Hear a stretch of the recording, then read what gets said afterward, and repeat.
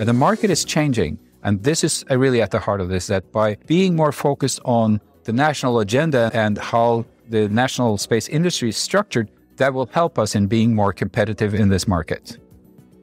Hey, SpaceWatchers. This is Space Café Radio, your channel about trends, great people and awesome conferences. And that was Christian Hauglie-Hanssen, the Executive Director of the Norwegian Space Agency. We talked at the Spaceport Norway event. That event took place 25th and 26th of October 2022 in Oslo. The event, organized by Ole Docker and his team, was a great example of combining national innovation power and global space economy into one location.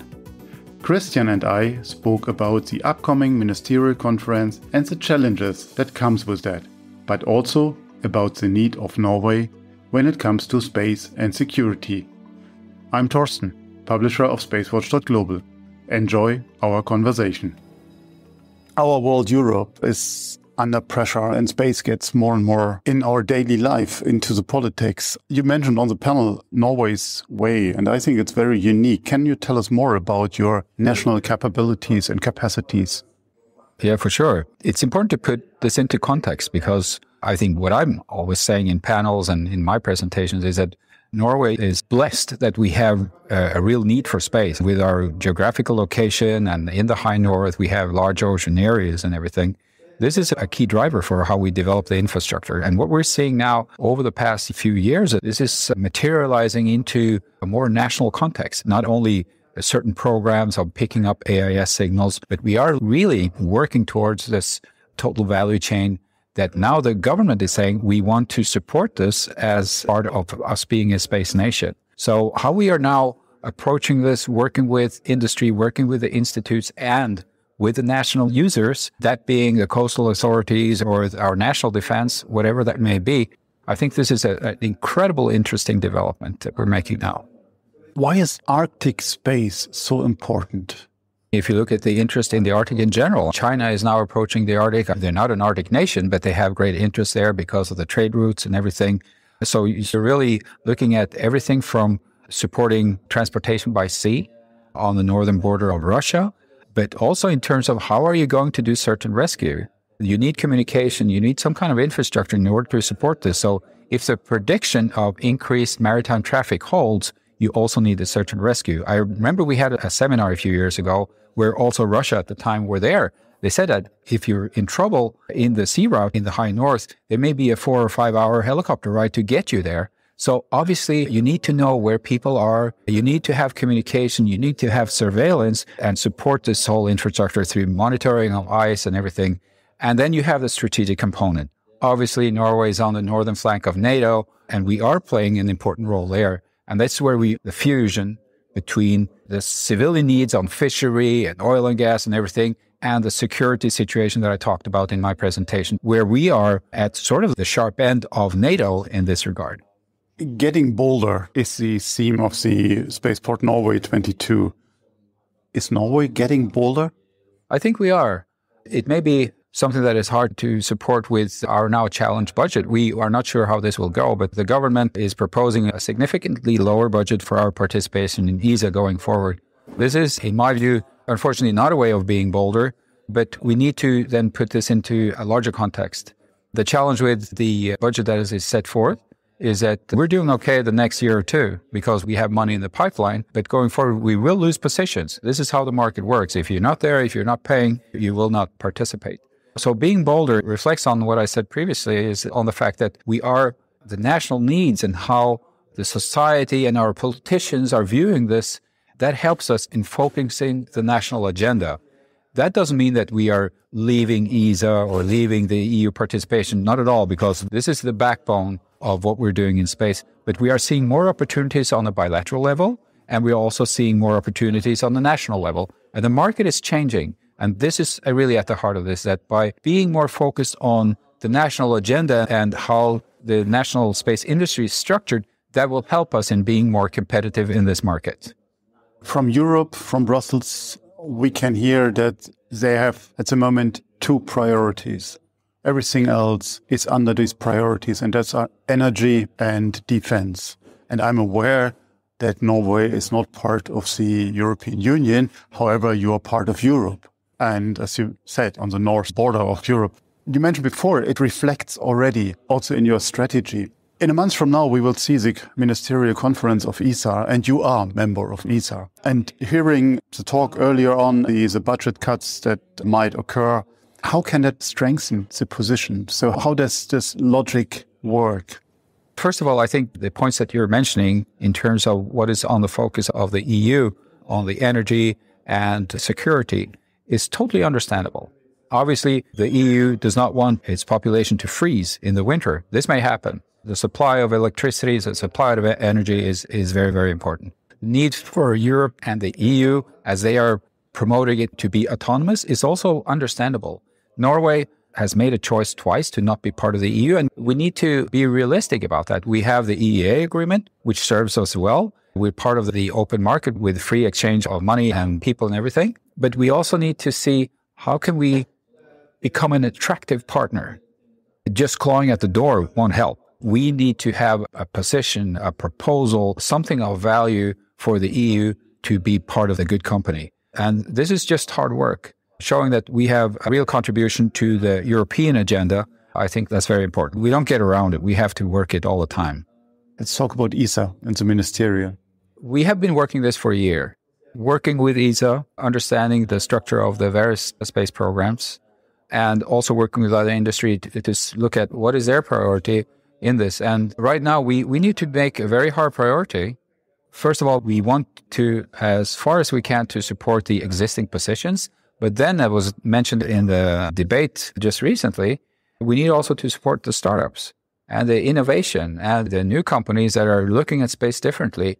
And the less money you have, the harder priorities are. We will continue to work this the next 4 weeks, trying to see how can we, in the best way, make the most of the budget that we have. Let's talk about another challenge, the scarce resource of human capacities, new talent. How do you, as a small country, population-wise at least, are you tackling that? How do you attract the next generation to work in the space industry? We had, as the CEO of KSAT, are talking about the hunt for talents and how difficult it is to find new people, new bright people to work in this highly specialized industry. You as a government agency, how do you support that? How do you help them?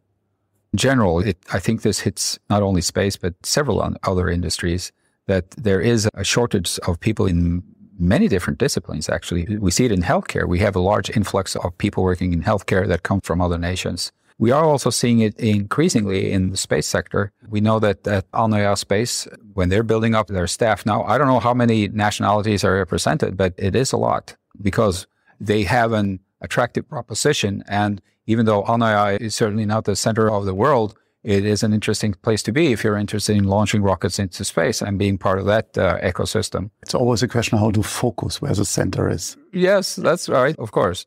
And we're working jointly, in particular, with Andøya Space Education. That has been a joint collaboration for many years in terms of how can we support with our specialists in our description of the space ecosystem for students. They have, I think it's like almost 6,000 students per year that go through Andøya Space. And this is an important hub because not only are they introduced into real space programs, they do small launchers and they track things and everything.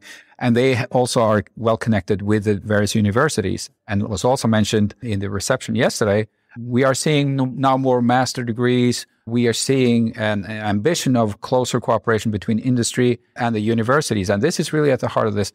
The challenge is that when you create an interesting job, you will rob a person from another space company. You are not creating an additional head. So this is an evil circle. So it's a matter of starting early at the university level, encouraging people to do this.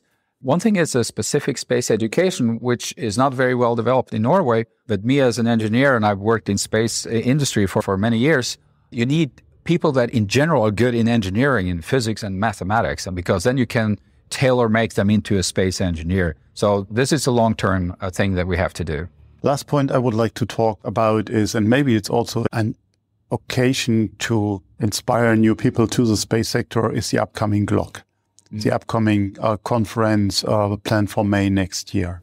Can you talk about that? So what are your ambitions? What are your plans for that? Because it's about oceans and the climate change. What was 3/4 of a year totally on the priority agenda, but now, due to the geopolitical situation and changes, lost a bit of traction. This is true. And we hope that GLOC, the Global Space Conference on Climate Change in May in Oslo, can be a source of both inspiration. Any conference will seek to be inspirational, but to be a real meeting place where we meet with the politicians and head of agencies and head of industry in order to enlighten and educate the politicians on, as the slogan is for the conference, space as a toolbox for political action on climate. You can ask a lot of people around what is their political leadership's awareness of space, and it in general is quite low. They do money and invest in space infrastructure, but the real understanding of what this does for society is not that great. So this is focused on climate change and how space is supporting the real actions in order to fight deforestation and illegal fishery and being able to understand the climate variables. That's the ambition. Having that as a really high-level discussion on a political level. And then with all the things going on, as you mentioned, getting the attention for the politicians is maybe a challenge at the time. Absolutely. Talking about your day-to-day job, what is the biggest challenge at the moment, what you face? Right now, it's trying to make the best of the budgetary situation. We are working both long-term and short-term. The short-term is working towards the ministerial conference and making the best of it.